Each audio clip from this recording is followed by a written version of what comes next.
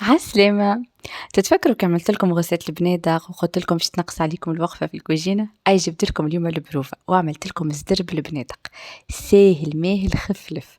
أول حاجة باش نطيبوا بالزيت اللي رقدت فيه البنادق متاعي، دونك خذيت 4 مغارف كبار من الزيت هذاك، باش نزيد عليهم بصلة صغيرة محكوكة فريمون صغيرة ما يقارب مغرفة كبيرة بصلة، فوالا باش نقليهم.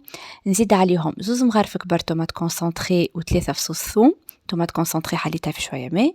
وباش نبدا نفوح، باش ناخذ مغرفة صغيرة هريسة عربي، مغرفة صغيرة فلفل زينة، ملح، فلفل أكحل، ونص مغرفة صغيرة تبل وكروية. شوفوا كلبنا كل شيء ديري من الهريسة العربي للبنادق، وبيان سور الريسيتات الكل تلقاهم على الشان متاعي. باش نقلي هذا الكل وباش نزيد ماء ابوبخي، باش نستعمل 1.5 ماء فريمون تقريبا يعني، وباش نغطي ونحطها تاخذ الغلوه الاولانيه ابوبخي 20 دقيقه.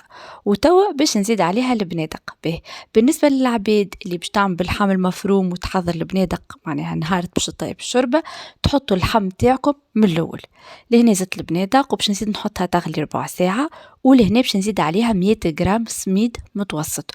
نبدا نصب فيه ونخلط باش ما يهبطليش الكل اللوطه، لازمني نخلط. وباش نعاود نغطي ونحطها تطيب ربع ساعة، وكان حسيتوها ناقصة ماء ولا ثقيلة برشا تنجموا تزيدوها ماء. تو بعد ما غليت لي باش نزيدها مغرفة كبيرة ليمون، ونورمالمون كبار، انا ما نحبش الكبار، حطيت كورنيشون. تنجموا زيادة تحطوا فلفل بالعبيد. وفي الاخر بالكل باش نحطوا رشة نعناع شايح وميم با دريج ونطفيو عليها. الشربة متاعي حضرت، شفت كي قلت لكم سهلة مهلة. ما تنساوش كالعادة تجربوها وتحطوا لي رايكم في كومنتير، وبالطبيعة تعملوا لي ابوني كان عجبتكم القناة، وان شاء الله صحة وبالشفاء.